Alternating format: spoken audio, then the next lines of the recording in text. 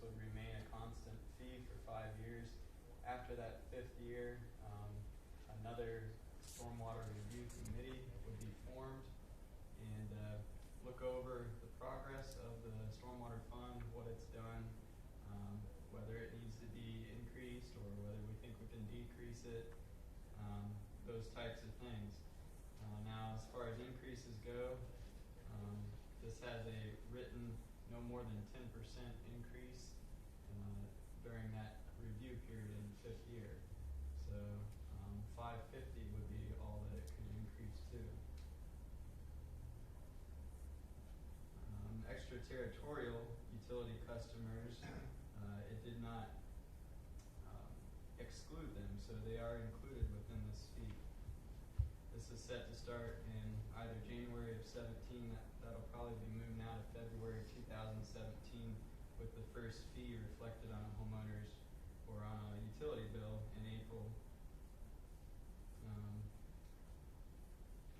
30-day delinquencies would be assessed in the same manner any other utility bill is. The subsequent Stormwater Review Committee would have at least 7 members. Like I mentioned the last time, this particular committee, I think we had about 13 to 17 show up each time, so we had a pretty good gathering for that. And there's some possible changes that council could make, but those can be entertained at you guys' convenience. So I think that's all I have. Okay. Anybody in the public like to speak to this? Come on up.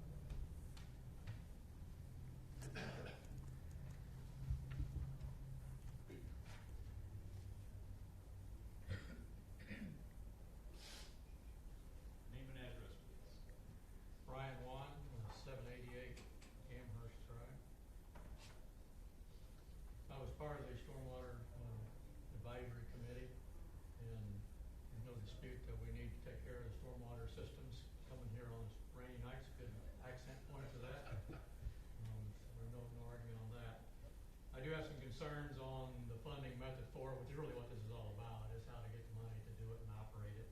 And as we all know, the stormwater system is part of the infrastructure system that's been maintained out of the general budget for years and years, like all the other sidewalks and lighting and other things that are part of city responsibility. The creation of a stormwater utility fee is, in a sense, really a tax, and calling it a fee. And I think a question that should be considered is what's going to happen with the money that's currently going out of the general budget to fund stormwater operation, upkeep, maintenance. It was stated, Mayor Bean at the last meeting, that Bucyrus saw a good kickback, I guess, extra money come into the city's ability to use for something when they put the stormwater utility fee in. So I think that's a question that I would like to hear the answer to. Historically in our community, increasing taxes has been put to a vote by the voters to see if they want to increase it. I know I can certainly see the advantages if you want to do it. Communities all over Ohio and other parts of the country are doing this. It's an easy way to get more funds, but it's just not what we've done. And I just want you to realize it's almost like you're going around the community and holding your hand out to every resident every month, another $5 to get to. And for some people it's more impact than it is for others. A person who is a single head of house making $12 an hour is equivalent to raising their city income tax by 17%. The fee that you're proposing is a pretty significant increase in their taxes. You know, it seems somewhat strange that we're asking the residents to pay of a small house to pay the same as an industrial facility, a hospital, whatever it is. You're paying the same thing. Obviously have different impact on the stormwater usage. It's attractive to industry. I'm not opposed to that. I want to see it attract industry and so forth, but just realize you're doing that on the backs of the residents when you do that. And when you impose a fee instead of doing it through the tax structure you're doing it now, like you were talking about in the previous public hearing of new employees coming in and tax revenue to the city, they're not having a part in maintaining the stormwater infrastructure. That's all being taken from the residents now paying this utility fee. through the normal channels. The small increase, I'm not really advocating an increase in income taxes. I'm encouraging you to continue to be good stewards of the budget money that you have, which I've been seeing evidence of, and thank you for that. But if it comes to a point where you see you need more money to do the city's business, which is our business, then make proposals to the citizens to raise the taxes. But a small increase in income tax of about 0.07%, which would go from 1.4 to 1.47, would raise the equivalent money that you're looking at in this stormwater utility fee, which would be about a 5% increase in taxes to that person making $12 an hour. Another thing I think that I thought about is the way it's set up now. Accountability happens when you're doing something, the room's not very full tonight, it's pretty much empty, okay? And the more people who are affected by something, the more accountability you have, the more eyes looking at it and questioning and making sure they're good stewards of it. And so the system is set up now with major industries and commercial businesses paying what's a very insignificant fee to them, $5 a month. They're not really going to care if you raise it 10% and 10% because it's still an insignificant fee. The other option was looked at, the ERU, or it's the equivalent residential unit, and then you base on your square footage of hard surface area. That obviously brings into play a much higher fee for people who have a lot of surface area, and they're watching very close and will have a part in the process. So again, I just want to encourage you to consider whatever method you do, putting it to the citizens to vote on, and realizing how it's set up now is really asking the residents to cover the whole thing and effectively. I mean, others are involved a little bit, but it's a small way. Thank you. I went over my time by a minute and a half. You're short the last time. Any other public person like to speak to this? Mr. Hoffman, you have anything to say? No, sir. Mr. Paul? Oh, yeah. So we have roughly 1,500 catch basins, I think, correct? Yeah. So knowing the condition of those catch basins, if you could replace a certain number by tomorrow, the worst ones, how many would it be? That's part of what this program needs to develop is an inspection process. So we don't even know. Our at this point. inventory, we think, is pretty good of the number, but their condition is another animal Right. that needs to be conquered. So this does have a little bit for force account labor, but long term, I'd like to see an employee come out of this if that would be the best thing, because until we get to inspecting our systems, it might be a little difficult to know what needs replaced first.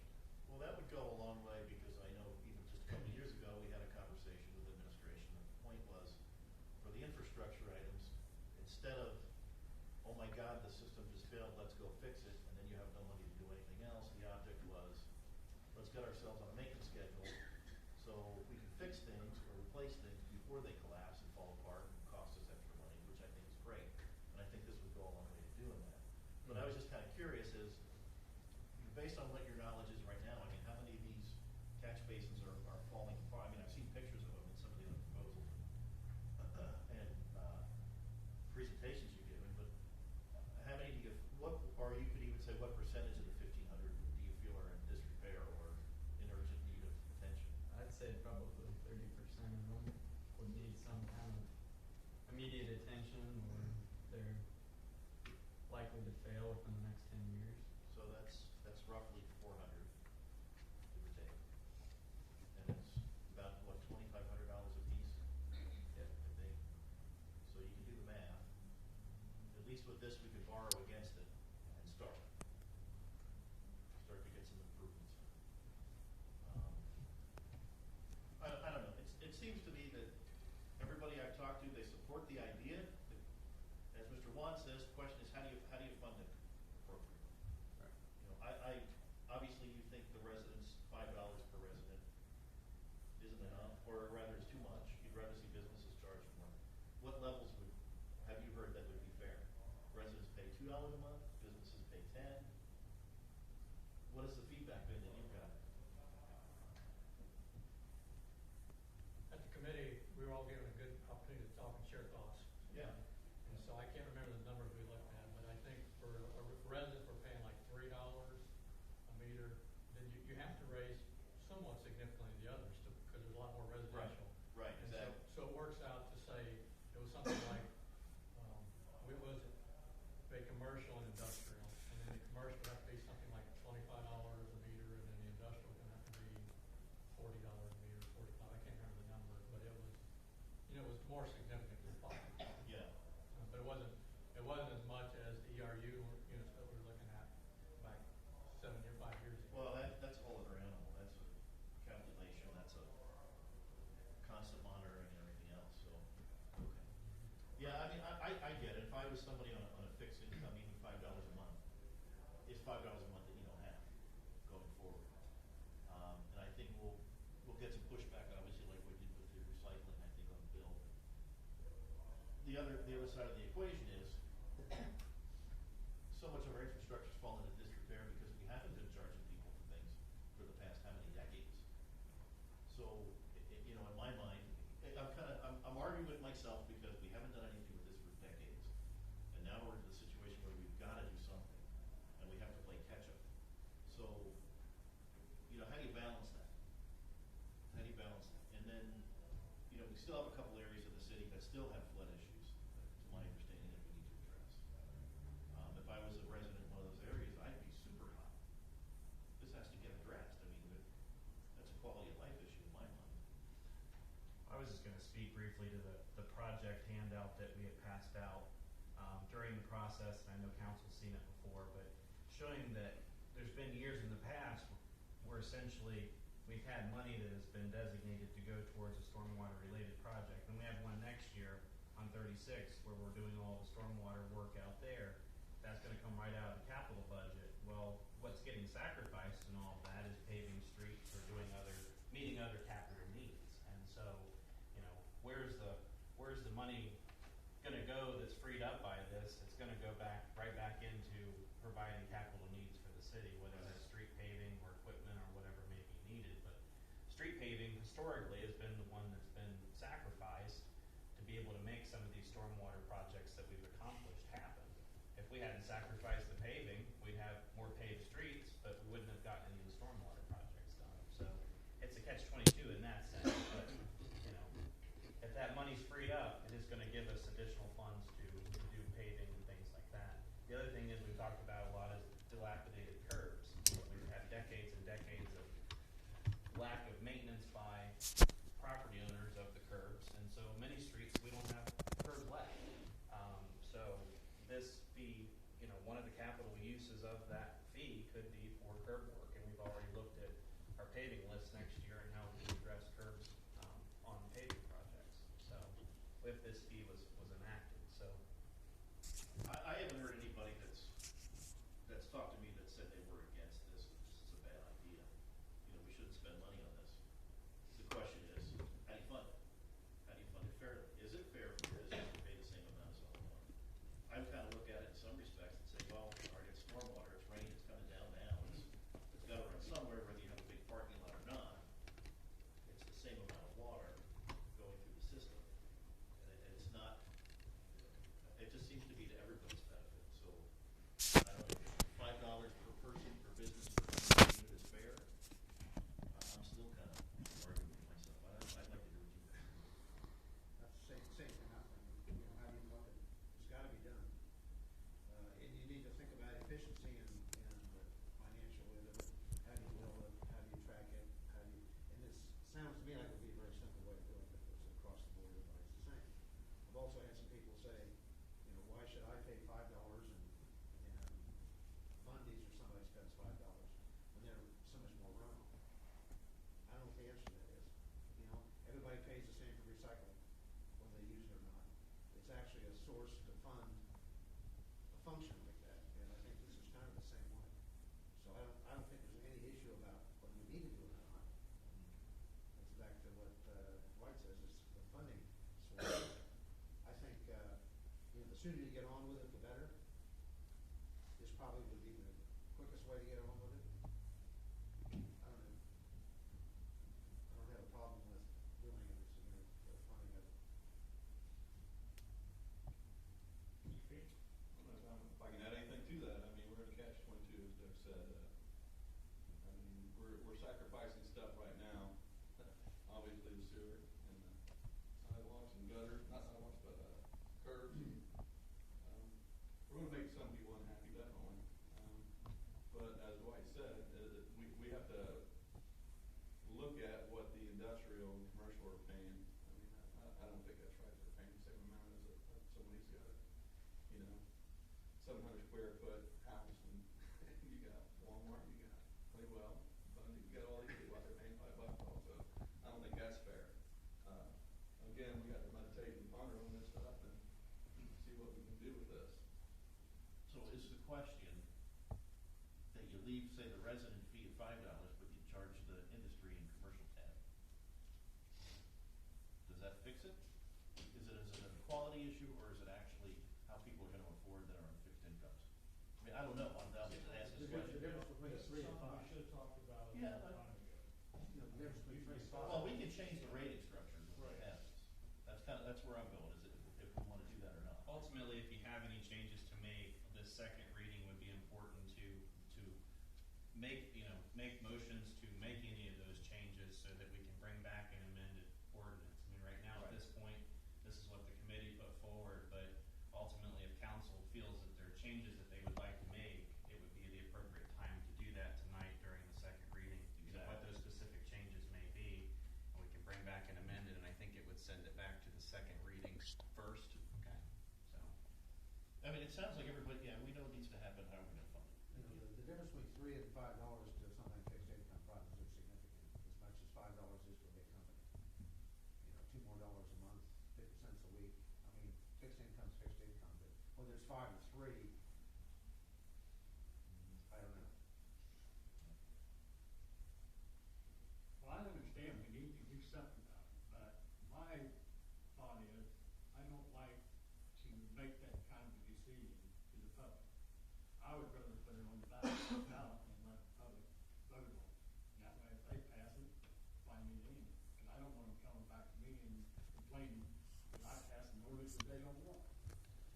And just like in my area, there's probably 10, 15 streets in my area don't have curbs, don't have sidewalks, and don't have stormwater drainage. Nothing. Do I still have to pay the $5? The only way you're ever gonna get them is if you pay the $5. Yeah. I mean, there's no resources or funding to put streets and curbs in where you are. The only way to get funding is to do something like this. And there are projects in every ward. It's just, what those projects know, are. But I don't want to put the You wanna pay the money for it, but you want it. one up. I'd rather for the public to say, yes, I'll take that, we need it, and go with it. And they For say- us to vote it in, I And think if it's the wrong. public says no, then you never get your sidewalks and curbs. We don't know those things. Too late after it does. I don't know. Finally, I checked on finally, they did that to be in by February the 1st, in order to get it on the ballot. That's why I asked that. Thank you. This is something council can act on without it having to go on the ballot. Right. Legally, you can. We have a public forum tonight and nobody's here, so how much is people really gonna care? How much are they gonna understand the issue before they vote? I don't wanna spend $5, no. What's it for? I don't care, I just don't wanna spend $5. It's more important what it's for than what we're trying to get done. That's one of the reasons we established the committee in the first place, was to get a certain cross-section of the community that we could properly educate and explain to the need and the mechanisms. And we did that accurately. We explained the ERU process. We explained a flat fee process. We explained a tiered approach where maybe you have a 3-6-9 or something like that. So we did all that. I think one of the reasons we ended up with a $5 flat rate was because the committee couldn't agree on a tiered flat rate as a 3-6-9 or something like that. What's the downside on the tier? There had to be the downside that, The downside was trying to explain why the differences in the increments. Yes, there maybe needs to be, but what does that difference need to be? So that was what the committee struggled with. I think Brian can attest to that.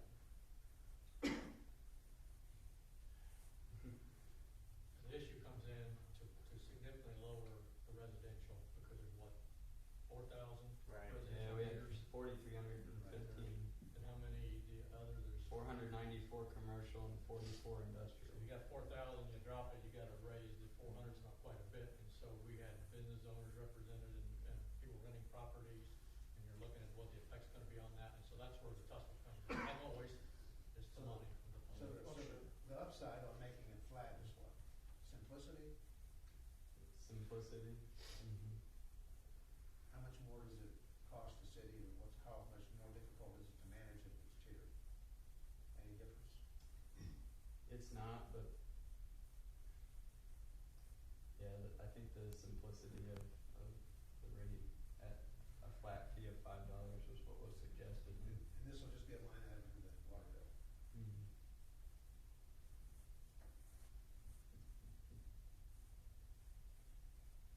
I've got a lot to say, but not to say anything, except that, does What do you have anybody to else out here like to say something?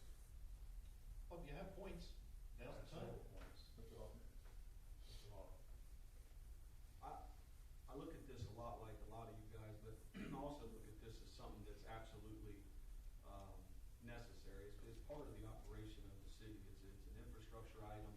You know, we're not talking about going out and planting trees or putting new fence in somewhere. It's not a beautification item. I mean, it could be if you're talking about curbs, but the purpose of the curb is to get the water to the catch basin. The administration, now and past, have tried to do what they can inside of the general fund, which just doesn't, it's not enough money. I mean, this stormwater system's going backwards. And, you know, I get everyone's point, we should take it to the voter. We were elected as council people to follow the rules that are given to us to make good business decisions for them. That's why they elected us. You know, if people don't like this being a rule, then we need to change change our rules. But it's completely within the scope of what we were kind of hired to do by the citizens. And it's probably gonna sit not too well with some people. Some people it's gonna really upset them. You know, in my purest form, I think we should send everything to a vote to the citizens. But in this case, this is a critical infrastructure item. It is gonna free up some funds, like Mr. Juan said, but that's gonna go right back into infrastructure. So I'm okay with freeing up some funds to spend on streets and things that we need. It's okay as a city to kind of patch things up. It's like if you have a house and the roof's leaking, you don't go get a vote from everybody to see if you need to fix it. The roof's leaking, you fix it. That's just part of your responsibility in home ownership. It's part of our responsibility as a council and as a city governing body. That's the way I see it. And I do know that $5 is gonna be a lot of money to certain people. I've got 6 people in my household, so I'm still paying $5. You know, there's gonna be people, as Brian said, that they're making $12 and it's just them, and they're gonna be paying $5. But it's all everybody's city equally. It's all, we all live in the city together. You know, we don't charge people different fees for how many miles they put on the streets. You know, we don't charge bigger trucks more for little cars. We know bigger trucks do more damage. And we went through that with the recycling thing. We really went all in, you know, should we charge them? Should we, you know, there's cities looking at that stuff, charging a daggone mileage to figure out who pays what for the streets. I mean, we can't do that. Again, I'm willing to make the tough decision. I do understand that if we levy more to businesses, it's gonna have to be, it's gonna just be so exorbitantly high to get $1 or 2 back from the resident. I think $5 is easy, it makes sense, it generates the right amount of money. I think it's a good plan. I'm comfortable with the structure, I'm comfortable voting for it, and, you know, that's kind of my piece. Because if we go, let's say we did go to the ballot, and we lost, then what? We've all deemed this critical and necessary, so then we go back against the voter and push it through after that fact. What looks worse? Being proactive and doing what's right, not because we didn't get our way in the ballot, but doing what we know is right, versus going to the ballot, say it loses, and then we have to come back and say, well, we still won it, so we're gonna go ahead and do it anyway. Exactly. So, I just think it's a good business decision. I'm willing to vote for it. Also, if you think about the person with fixed income that needs a curb out front. A curb out They're never front's gonna be able to pay for that. Curb out front's $1,500, it'll never get fixed. Here's an opportunity for $5 a month to get an opportunity to get it fixed. Right, your street gets paved, your curb's crumbling, these guys are gonna try to find a way to work that out. Yeah. Plus, there were other things in this that were coming too, like getting street sweeping back up. We know that's part of an important, part of a sewer maintenance or stormwater maintenance. I think stormwater fits in the same vibe as water and sewer. I mean, it's definitely it fits in as a utility when you think of it that way. The EPA is starting to push this thing further and further into mandate, so I mean, we're kind of ahead of the curve here. When we had the folks come in and spoke to the stormwater runoff going down into the Gulf, and the big dead zone, you know, and how important it is to manage stormwater properly, so. I'm comfortable with it as it is. We've had a long time to talk through this. I appreciate the board's comments. I think they were all very valid comments, and I agree and disagree with some. That's where I'm at with this. I know you guys all have your own opinions about it. That's where I'm at. So. Okay. Anyone else? Last shot. One more minute. 30 seconds. Go ahead. I'm used to 10 o'clock meetings. So the points you're making, I guess, is basically supporting the point that I'm trying to make, is that it sounds like you need to look at more holistically the needs you have as a city and the several needs that you have. And so the income tax, if there's a need, it's been in place a long time. If there's a need to change that, you know, look at it and make the case, and see what the voters do with it. I agree, you've got a lot of responsibility you've been entrusted with. That's part of representative government, and you have a lot of decisions to make. That's part of what it is. This is somewhat different, though. This is creating a new income stream that wasn't there before. And it's basically creating, instead of raising the tax, you're finding another way to do it without calling it a tax. And it's really what it's been supported the whole time. So I encourage you to think about it holistically, and approach the whole thing. Point's well taken, because it could be voted down, and if it does, it would be uncomfortable being in your position and say, okay, we'll do the stormwater utility. That would look worse for you guys than doing it in the first place. So I understand the position you're in, but I want to encourage you to think it through and do the right thing, and thank you for your service. Mr. Hess, if I could just add one comment. We talked about this a couple times, and forget the dollars, you know, the $5, forget all that. If you just look at what the committee came in principle was, we need more capital and less operations. So what they were looking at was like a 70% of the revenue is going to be used for capital, around 30% in the operation side. So if you go with income tax, it's going to be 75% operations, 25% capital. So either you have to raise the income tax high enough so your 25% covers enough of the capital you need, or you're going to string out your project so long, you're never going to build up enough capital. In the meantime, you load yourself up with operating expense that you don't, we're not asking for operating expense. I think what we're asking for is, I think 3 out of the next 4 projects that have been identified are in the 4th ward. So we've got projects that are on the shelf that aren't shovel ready, but they're, you know, they're getting close, that we need capital. And we're not looking for a slush fund to go get payroll. We're looking for a fund that you can build up the capital reserves, do some work along the way, and then every so often you've got a bundle of money that you can apply for a bigger grant where you've got enough match to go after it. So I understand, you know, what the comments are, but I think we have to also understand how that's proportioned. You want 25% capital out of your dollars. It's going to take you a long time to get enough money to do anything, unless you make it more than 0.07.